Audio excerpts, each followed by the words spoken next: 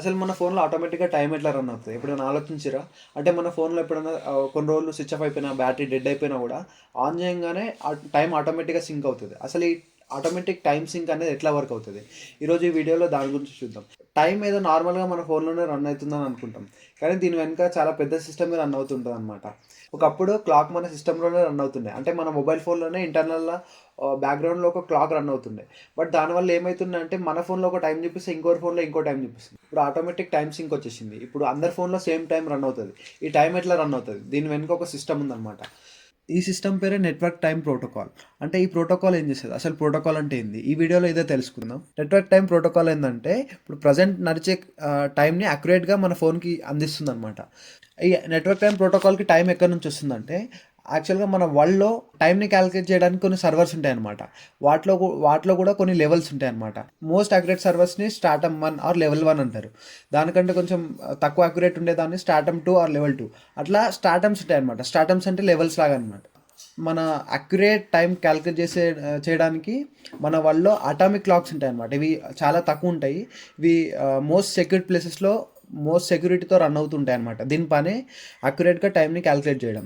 And మనకి ఇప్పుడు ఫోన్కి కానీ కంప్యూటర్ కానీ టైం అందించడానికి డైరెక్ట్ ఈ అటామిక్ క్లాక్ నుంచి అయితే మనకు టైం రాదు. ఇవి అటామిక్ క్లాక్స్ అనుకుంటే మన మనకు టైం అందించే సర్వర్స్ అటామిక్ క్లాక్తో కనెక్ట్ అయి ఉంటాయి అనమాట. స్టార్టమ్ 1లో ఉండే సర్వర్స్ చాలా తక్కువ ఉంటాయి. వీటిలో మోస్ట్ అక్యురేట్ టైం వస్తుంది. బట్ ఇవి మన ఫోన్ డైరెక్ట్ ఈ సర్వర్స్తో కనెక్ట్ అయి ఉండదు. ఎందుకంటే వీటికి ఇప్పుడు వరల్డ్లో చాలా బిలియన్స్ ఆఫ్ మొబైల్స్ ఉన్నాయి. వీటికి అన్ని కనెక్ట్ అయితే ఈ సర్వర్స్ అన్ని డౌన్ అవుతాయి. సో వీటికి మోస్ట్ అక్యురేట్ టైం కావాల్సిన సిస్టమ్స్ లైక్ ఆర్గనైజేషన్సే కనెక్ట్ అయి ఉంటాయి. లైక్ నాసా కానీ ఇస్రో కానీ వీటికి చాలా అక్యురేట్ టైం కావాలి. కాబట్టి ఇలాంటి ఆర్గనైజేషన్స్ స్టార్టమ్ 1లో ఉండే సర్వర్స్తో కనెక్ట్ అయి ఉంటాయి. బట్ తర్వాత స్టార్టమ్ 1తో కనెక్ట్ అయి ఉండే సర్వర్స్ని స్టార్టమ్ 2 అంటారు. అంటే దీంట్లో ఉండే టైం కంటే కొంచెం తక్కువ యాక్యురసీతో దీంట్లోకి టైం ఉంటుంది అనమాట.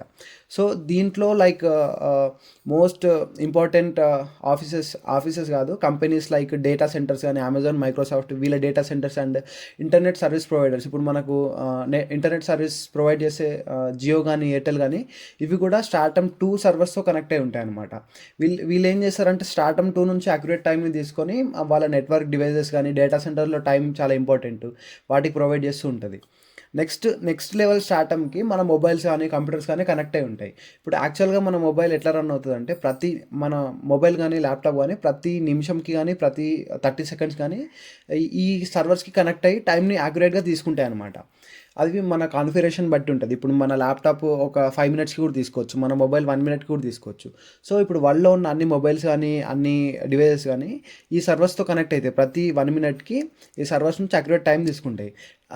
టైం తీసుకోవడానికి సపరేట్ ప్రోటోకాల్ ఎందుకు, నెట్వర్క్ టైం ప్రోటోకాల్ ఎందుకు, నార్మల్గా హెచ్టిటిపి ప్రోటోకాల్తో కూడా టైం తీసుకోవచ్చు కదా అంటే, ఈ నెట్వర్క్ టైం ప్రోటోకాల్ స్పెషాలిటీ ఏంటంటే నెట్వర్క్ లేటెన్సీ ఉంది కదా. ఇప్పుడు మనం టైం తీసుకోవడానికి సర్వర్ వరకు రిక్వెస్ట్ వెళ్ళి సర్వర్ నుంచి రిక్వెస్ట్ బ్యాక్ వచ్చే ఆ లేటెన్సీని కూడా ఇది ఎలిమినేట్ చేస్తుంది అనమాట. ఇప్పుడు ఇది రిక్వెస్ట్ ఇక్కడ స్టార్ట్ అయిన టైంని రికార్డ్ చేసుకుంటుంది, ఇక్కడ సర్వర్లో రీచ్ అయిన టైం రికార్డ్ చేసుకుంటుంది. ఇక్కడ మధ్యలో వచ్చే లేటెన్సీని క్యాలిక్యులేట్ చేసుకొని రిటర్న్ కూడా అదే లేటెన్సీ ఉంటుంది కాబట్టి అది ఎలిమినేట్ చేసి ఎగ్జాక్ట్ టైంని మన డివైస్కి పంపిస్తుంది అనమాట. ఇది నెట్వర్క్ టైం ప్రోటోకాల్. అండ్ మన డివైస్లో క్లాక్ చూపించే దాని వెనకాల ఉన్న సిస్టమ్ అనమాట. ఈ నెట్వర్క్ టైం ప్రోటోకాల్ కోసం కొన్ని సర్వర్స్ రన్ అవుతుంటాయని చెప్పాను కదా, స్టార్టమ్ 2 కానీ స్టార్టమ్ 3 కానీ. ఈ సర్వర్స్ని మనం ఫైండ్ అవుట్ చేయొచ్చు. సో గూగుల్లో సెర్చ్ చేస్తే మీకు నెట్వర్క్ టైం ప్రోటోకాల్ రన్ అయ్యే సర్వర్స్ అన్ని వస్తాయి. మీరు నార్మల్గా రిక్వెస్ట్ పంపిస్తే రెస్పాన్స్ రాదు, ఎందుకంటే దీనికి సపరేట్ ప్రోటోకాల్ కావాలి. సో మీరు హెచ్టిటిపి రిక్వెస్ట్ పంపిస్తే అది రెస్పాన్స్ ఇవ్వదు. So this is about network time protocol. And so మన మొబైల్స్లో చూపించే క్లాక్స్ వెనకాల ఇంత కథ ఉంటుంది. అంతే, ఇంకేం లేదు, స్క్రిప్ట్ లేదు. మీకు ఏమైనా డౌట్స్ ఉంటే కింద కామెంట్లో పెట్టండి. కామెంట్ చూస్తాము చూడము తర్వాత అది వీడియో పెడతామో లేదు తర్వాత వీడియో కూడా వస్తుందో రాదా.